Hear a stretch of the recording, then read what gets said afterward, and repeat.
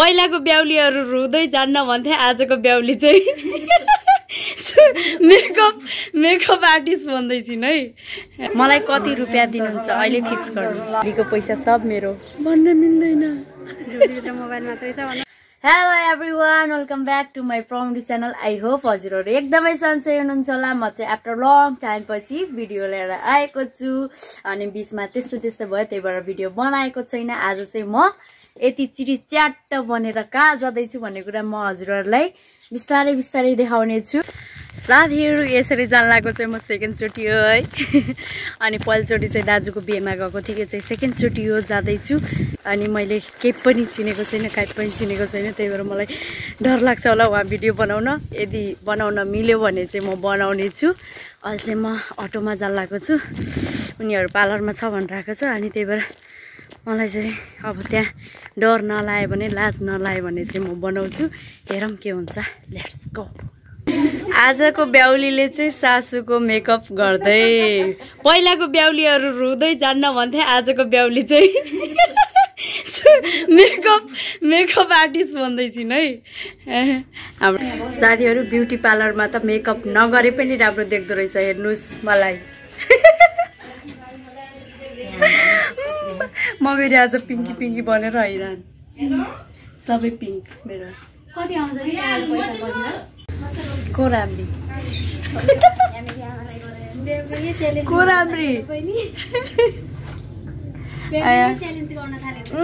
गर्दिनी हो अब त। मेरो दिजुको फाइनल लुक। कपाल उडाएर कपाल उडाउँदै ल फेरि ल। फाइनल लुक खै देखाइदिनु त घुमेर।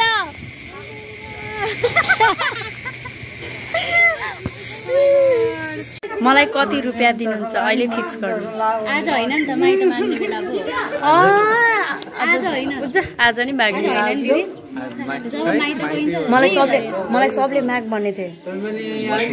आज हैन कि मेरो बुढा दिदी। यो लोबिनी आज हैन। यो लोबिनीले नमाग पनि के। यस्तो राम्रो ब्याउलीको टक्ले भेना चाहिँ भन्न एकचोटि। यस्तै राम्री मान्छेको टक्ले भेना चाहिँ। लम्कीमा पनि यति राम्रो मन्दिर रहेछ भनेर चाहिँ मैले आज थाहा पाएँ है, आज आएर। किनकि मेरो साथीको बिहे हुँदैछ यो मन्दिरमा। अनि यस्तो दामी छ मन्दिर चाहिँ है। बेहुली चाहिँ यहाँ बस्नु भएको छ। बेहुली चाहिँ यता, यी चाहिँ गुन्डा, यहाँ गुन्डी। अनि दिजु यता हेर्नु त, सही देखिनु भयो यार। मन्दिर चाहिँ हाम्रो यो है लम्कीको। म चाहिँ फर्स्ट टाइम देखेको है, दामी रहेछ। यहाँ चाहिँ दगुर्नु पर्छ है। अनि त्यसपछि मामाले छोप्नुहुन्छ है, माइजूले नि छोप्नुहुन्छ है। अनि उहाँ चाहिँ दगुर्नु भएको छ, अर्को चाहिँ उहाँ हुनुहुन्छ है, उहाँ चाहिँ सोल्टी हो। उहाँ चाहिँ दगुराख्नु भएको छ, यहाँ चाहिँ भेना हुनुहुन्छ के। उहाँ चाहिँ पछाडिबाट छोप्दै हुनुहुन्छ।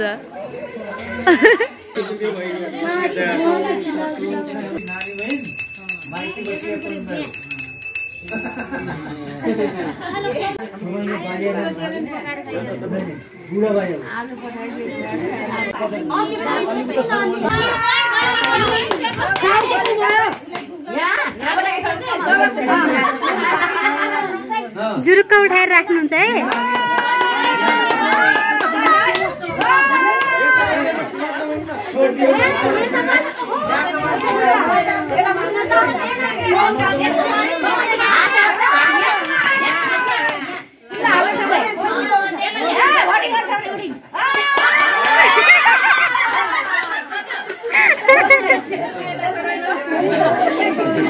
हामीले चाहिँ सिन्दुर हालेको हेर्न मिल्दैन रे, त्यही भएर हामी बाहिर आएको। थोरै झोलीको पैसा सब मेरो भन्न मिल्दैन। जोलीभित्र मोबाइल मात्रै छ भन्न न। झोलीभित्र मोबाइल मात्रै छ फेरि। साइडमा बसेर खुट्टा दुख्दो रहेछ यार, गाह्रो रहेछ साइडमा बस्न पनि। बिहे गर्न त झन् गाह्रो।